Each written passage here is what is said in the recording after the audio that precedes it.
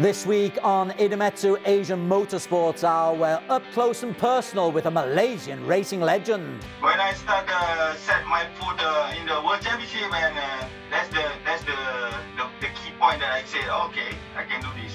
Azhan Shafriman takes us behind the scenes with Malaysia's national championship. This will be the next generation to be racing at the top, at the pinnacle with the international riders. And Zulhelmi Ahmad gives us a glimpse of the reasons behind Boon Honda's success.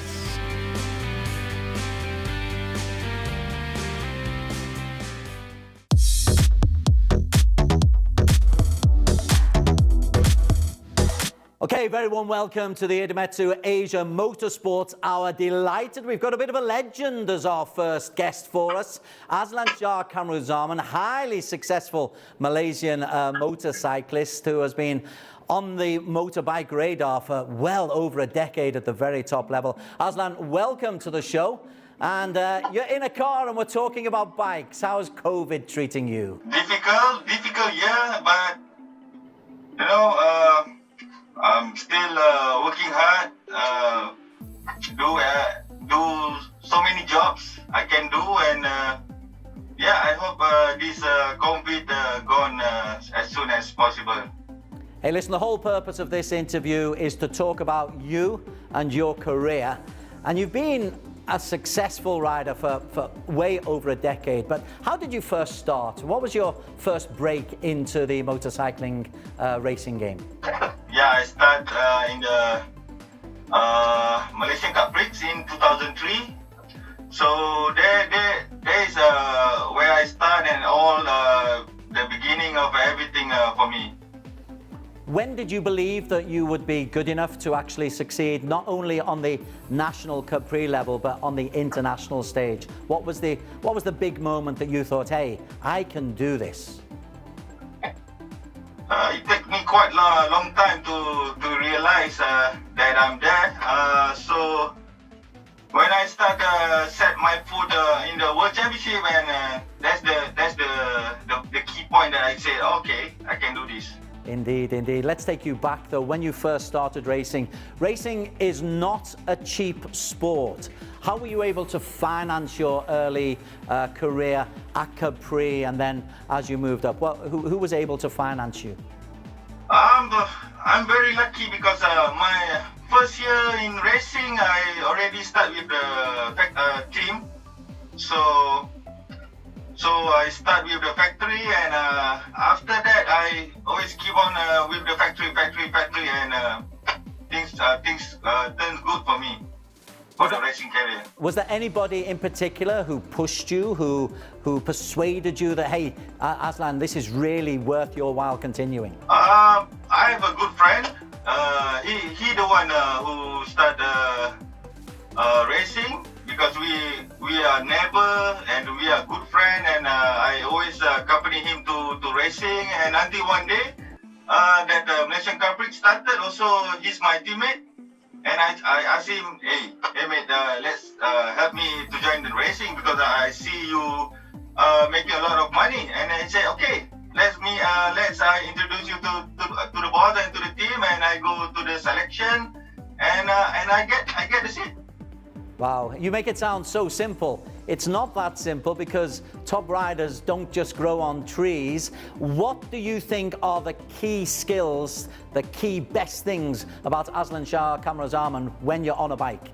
I never give up, and I always give my 100% and learning all the time when I'm on the bike. Again, you make it sound so simple. In terms of the actual races that you've ridden, where's your favourite circuit? Who's your best favourite opponent who you've come across in your years at all categories? My favourite circuit, I can tell, even though the circuit give me a hard time this past back, of course it's Suzuka, and my best opponent, of course, also my best friend Zamri Baba, because we started racing together, and he always pushed me to the limit. Also, yeah, we always fight, like always banging together.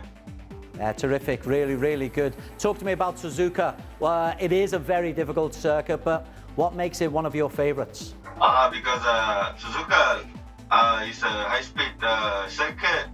It's technical, and I love the fast layout circuit. And it's Suzuka. I can eat Wagyu all the time there. Brilliant stuff. Okay, right. You conquered Asia. And you got yourself an opportunity on the world stage. Why did you not get that success that you had in Asia on that world stage? Yeah, for me, I go to the World Championship. It takes me like 3 years until 2015. I start to learn and to become, let's say, competitive, because I'm fighting always in the top 15, top 10 sometimes. But you know, because I only get 2 years and a half, and after that I didn't get any sponsorship to go on with the World Championship. For me, if I get to continue in the World Championship, I guarantee you for sure I will be on the top. But then you came back into Asia Road Racing Championships, and in the inaugural 1000cc, the inaugural Superbike season, you went and won it. I've been to the World Championship, a lot more difficult championship. But of course, in the Asia Championship also, we get a lot of ex-GP rider, you know. So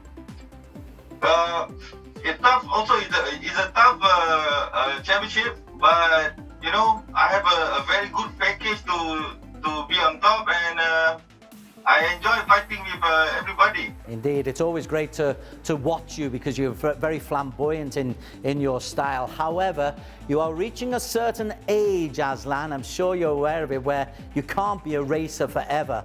What plans do you have for the future? Yeah, I'm looking to open my racing academy, and to build a young rider to become a GP rider like me or Happy Sharin, and that's my dream. So the AS25 Academy hasn't started yet, but that's largely because of the complications surrounding COVID. But what are the plans for the AS25 Academy? Of course, I want to open also my own team fighting in the ARRC Championship. Maybe 1000 ASB 1000, maybe. You don't know. Brilliant. Loved the ambition, Azlan. Loved following your career. Loved your flamboyance and the way that you ride. And don't retire just yet. Hope the academy goes well. But please, let's see you back out on the track in 2021. Coming up after the break, we find out how Boon Honda plan to maintain a decade of victories. And we introduce the new man in charge at Sepang and his plans for the sport post-COVID.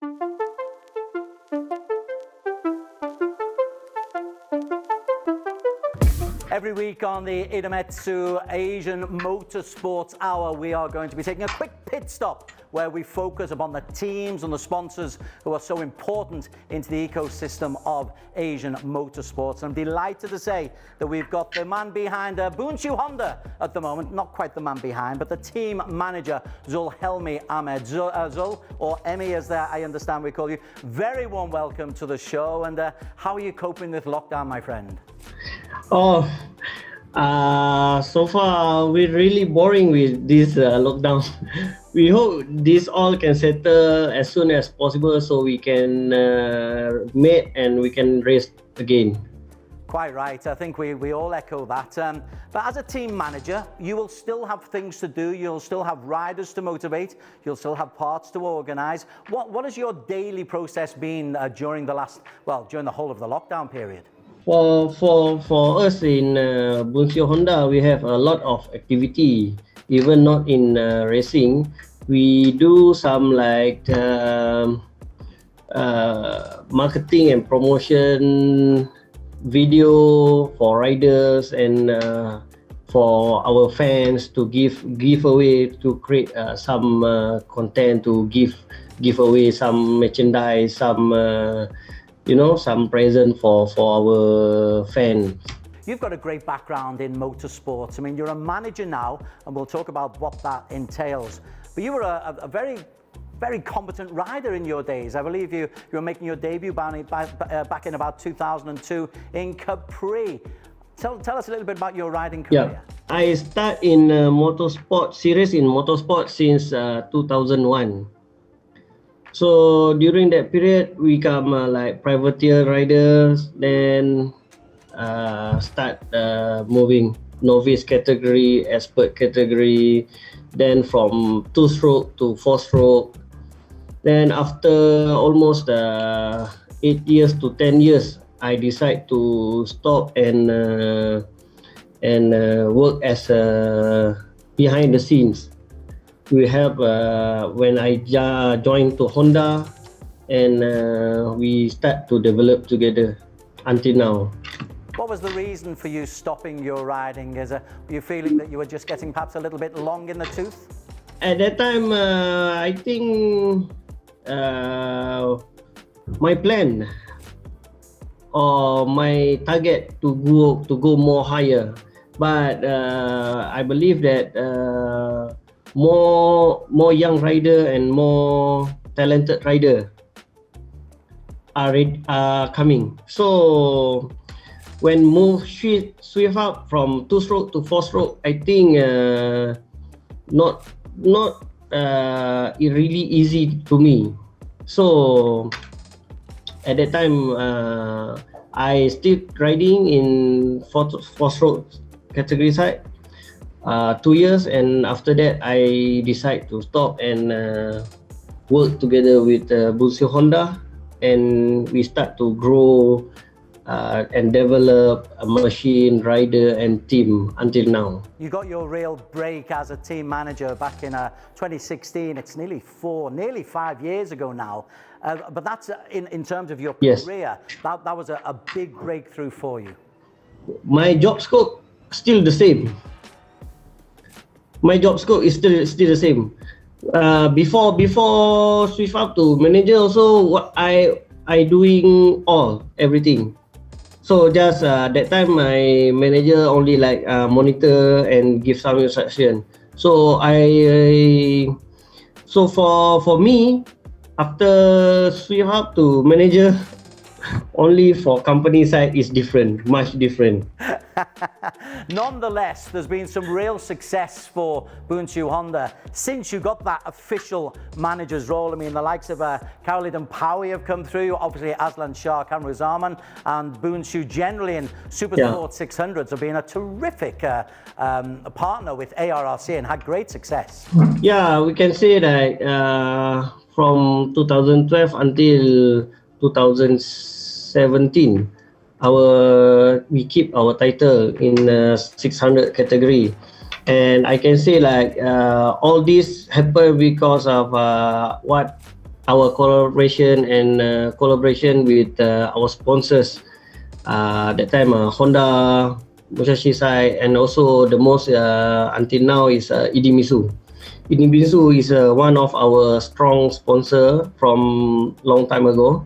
Okay, one of the things I know that you're planning to do, there was a little bit of experimentation, but a move into the 250cc category. So rather than going to the superbikes, you're dropping down to the 250s. What's the motivation and what's the thinking behind that? Actually, this 250 is our new direction with Malaysia Boon Honda activity. So as we know now, this year already launched in Malaysia 250 CBR 250 RR official selling in Malaysia. So from Boon Honda side, we need to do something with this product. So that's why our company side, management side, decide to participate in very high level category in Asia is ARRC AP250. So like last year, 2020 is too short time for us to prepare, and we managed to do it. So based from last year, still have some point we need to improve. So my priority job and my personal job in Boon Honda is take care all the team from Boon Honda Motorsport department. I mean, like even in Zakwan in HADR team, ASB 1000, SS 600, Boon Honda Racing Team, and Idemitsu 250 Boon Honda team. So for this year, I think we will have something new in our pit for AP250 chart. Always good to see, because you're always pushing the barriers, but the 250s is a real development for Boon Siew. Of course, you're going to be wanting to win the title, aren't you? Yeah. If we join the category, we don't want to join as only participate in the back row or whatever. So our target and our aim is to fight for the title, fight for the championship. Yeah. Very much a Malaysia theme on the Idemitsu Asian Motorsports Hour. Delighted to welcome Shafriman, or Shaf, I've been asked to call him, who's the new man in charge of the Sepang International Circuit. And Shaf, firstly, welcome. How are you coping with the lockdown? How are you keeping busy? How are you keeping motorsports running? Hi Des, thank you for inviting me for this session. Well, I guess it's quite difficult for everyone during this period. Everyone needs to stay home as per the instruction from the authorities. But I think it's I'm looking forward for the industry to be open again, so we can go back to racing. You've taken over at Sepang at a very difficult time. What are your plans? I mean, assuming everything goes okay, what are your plans for Sepang? Well, there's a lot of plan coming into place at the moment since I joined in April, but nothing much could be done as we are in and out of this situation with the MCO, CMCO. At the moment, the business is still hoping the revenue is coming from the track, rental, which is about 80 to 90% of our business, and the rest will be coming from events and everything. But I've spoken to my team to look into other things that we can do apart from what we have done in the past. For example, right now, if the track is unutilized, why don't we open it for cycling, for example, or running per se, so that we can open a bit more of Sepang to be used during the low period. Hey, listen, I need to ask you about your background. You came from Petronas, where you were heavily involved in promoting motorsports. What are you able to bring from that previous association into your current job? Right. So when I joined Petronas Motorsports in 2012, I was more involved in the sponsorship side of things, whereby all the contracts, whether it be Formula One, MotoGP, or the talents, would be under my purview last time around. What I've learned from my experience in Petronas is more towards building that relationship in motorsports. Knowing the person involved in the industry helps a lot, coming into this new role. So as I continue to bring that experience, it's more towards managing the people, the stakeholders, and also I have 90 people under me right now, which it's a very hard thing to do in terms of bringing that culture, that good culture into SIC so that everyone contributes to the one objective, which is to make SIC great again. From the motorsports perspective, Sepang is such a fabulous resource for all motor racing enthusiasts to get involved with, so it's a big responsibility. But I want to focus on the motorbikes and the Malaysian Superbike Championship, which is primarily held at Sepang. We're midway through the 2020 season. How are we looking for the continuation of this season? Fingers crossed, is it? Fingers crossed. Hopefully, if we get out from this MCO, I hope that the government will allow us to open back in terms of motorsports events domestically. And I look forward for the MSBK rounds to continue this year. But here we are at the moment at this juncture. The cases are not coming down anytime soon, and hopefully everyone follow the SOP and hopefully we can get back to the ways that we are before. Right. Hey, for those who aren't based in Malaysia, can you briefly explain the structure of how MSBK works? What are the categories of races are that we've got? Because from an outsider's point of view, there's a lot of categories and a lot of subdivisions within the categories as well. Yes, well, MSBK basically is one of the races that we have in Malaysia for two wheels. We have 5 rounds at the moment. We have Class A and Class B except for MSBK 160. MSBK is open actually for foreigners, but they must hold a valid standard FIM international license together with the permission from the respective countries' FNM. Unfortunately, due to the COVID this year, MSBK runs without any international events. So hopefully, when the government opens up for international participants to come in, they could join MSBK. I was interested that you talk about the different categories. That means that you allow in the same race maybe youngsters who've got a potential talent to race in the same category or certainly on the same track as very experienced racers, but with a chance to win their own category. That's right. So what we are planning to do is we want to bring more Malaysian talents into this category so that we can develop these talents to be racing with the top racers in the regional countries. Okay, are there any kids who you've seen out there who you have spotted and said, hey, this guy's got a real chance? Who can we look at over the next 12 to 18 months? Well, there's a few. I think a lot of them are coming from the Capri platform. We have a few riders from the Yamaha teams and from the Honda teams which are doing quite well at the moment. And we hope that this will be the next generation to be racing at the top, at the pinnacle with the international riders. Right. So you're very optimistic going into your new role or carrying on your new role. You're very optimistic about the chances of more Malaysians getting onto a world stage as well as the Asia Road Racing Championships. Basically, it's a very optimistic picture that you're painting, Shaf. It is. It's the same as the picture behind me. I hope this year will be more colourful and I hope to have more and more Malaysian talents racing at the pinnacle of the sport. Okay, hey, we thank you for joining us here on the Idematsu Asia Motorsports Hour. It's been great to have you as a guest. No doubt we'll have you back on, and fingers crossed the MSBK continues its 2020 season and then can start 2021. Don't go too far away. Coming up, classic Azlan. I hate you, Sandro, if you watch this. Champion Azlan. What a display. That was brilliant stuff by Azlan Shah. If I had a hat on, I'd take it off.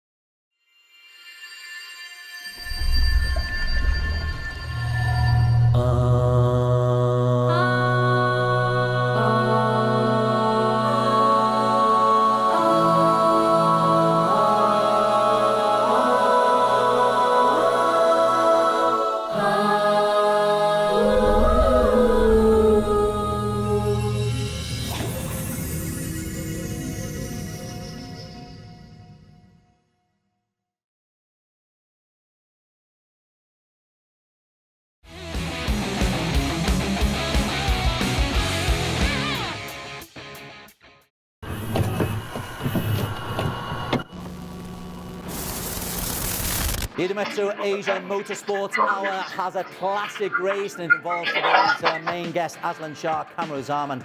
And Azlan came back into the ARRC in the 2019 season and was competing in the inaugural 1000cc on the BMW.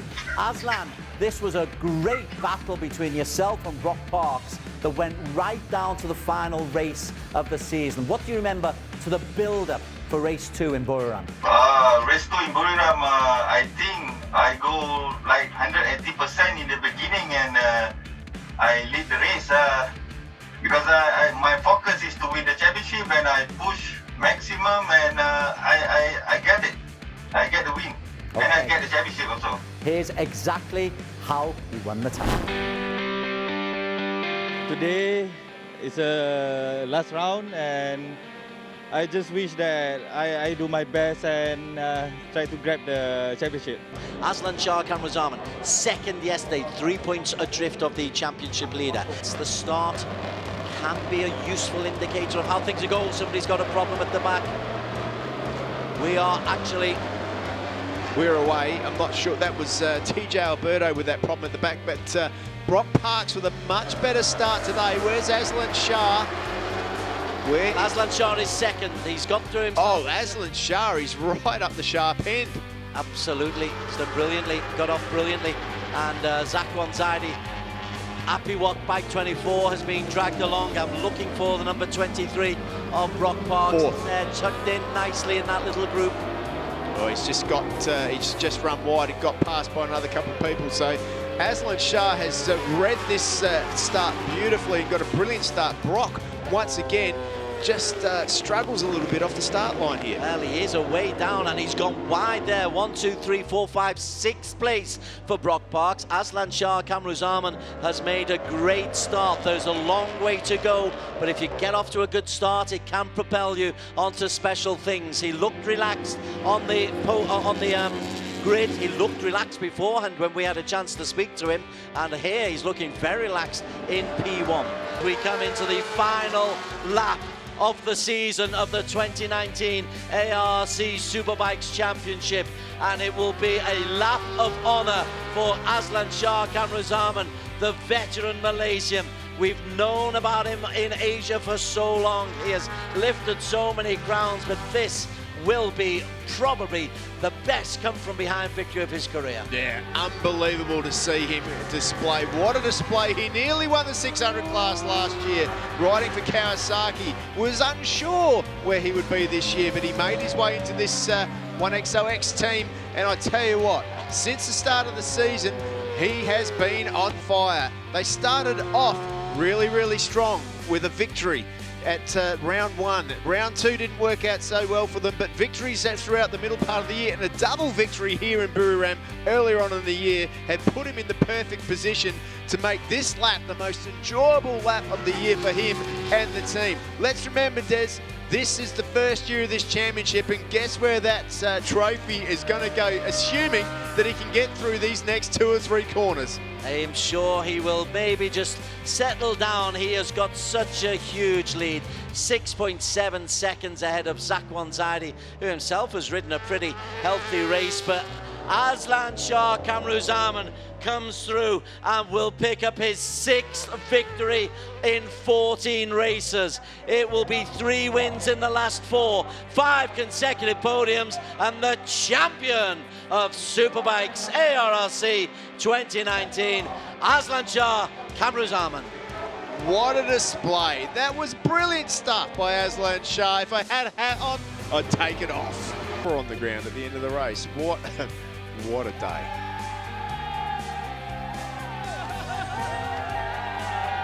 It's been an incredible year. You know, my team is not a factory, you know, we are like satellite team. But this year we work very hard all together, all the team. And you know, this is so emotional moment for me, because from it's normal team and we win the championship together, you know, guys? Oh my God. Okay, we've just seen how the 1000cc, the inaugural ARRC Superbike Championship was won. This is our champion, Azlan Shah Kamaruzaman. Azlan, talk to me about what you were feeling, the success. You come back into the Asia scene and you've beaten all comers on a brand new partnership and a brand new superbike. Honestly, I'm happy because my bike is very competitive. I can give a hard time for the Yamaha squad and the Kawasaki squad, you know. And yeah, I have a very good package, like I said, and I love BMW anyway.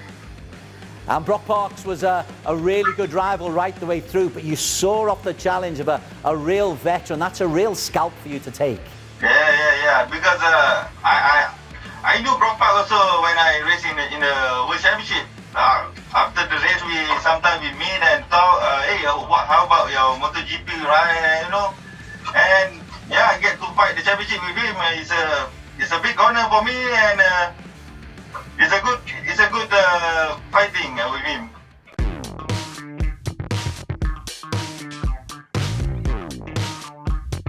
And we finish today's show with the checkered flag when our guest rider is put in the box seat and has got 10 straight questions to answer. Azlan Shah Kamaruzaman has been with us throughout the show. It's been great to have him, but 10 questions for you, Azlan. First question, what is your first memory of racing? When I get the selection for the seat for Malaysian Cup Prix, that is the first circuit that I go is in Sepang. That is my first memory. What is your favorite racing memory of all time? I can tell it's Motegi in 2015. I finished P4. Almost get the podium in P3, but Sandro Catrezzi crashed my dream. Okay. I hate you, Sandro, if you watch this. Okay, from the highs of that, what is your worst racing memory? Yeah, I break my leg in Suzuka, and I have to stay there like 3 months or something like that, or 2 months. Yeah.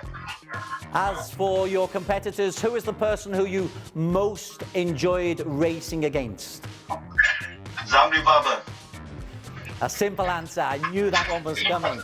Do you have any superstitions before you go into a race? Not really. I don't have that. It's all about self-confidence. How about equipment Yeah. wear? Do you have a favorite helmet that you like to wear? It's not easy to answer right now, but right now I can tell it's NSK. Okay. Because I have a contract. Understood. Well done. Well, that's the trick question. Okay. Right. Riders have to have a strict diet. You're a good athlete. But if you were allowed a cheat day and any food, anything that you could have to eat, what would it be? A lot of beef. I love to eat meat. To put some strength on that wiry frame of yours. Okay, 2 more questions. What's your idea of a perfect holiday? Perfect holiday. Island, beach, yeah. Simple answer, very good. And finally, in 3 words, when your career eventually comes to an end many years from now, what are the 3 words you would like people to remember you by? Azlan the Pirate. Terrific stuff. Azlan Shah Kamaruzaman, you've been a superstar guest and a superstar rider throughout the years. It's been a privilege to be talking to you. Get back on the track soon, my friend. And that's our show. Contact us on our Facebook page at asiaroadracing.com for stories you'd like to see. But next week, our focus is on the Philippines.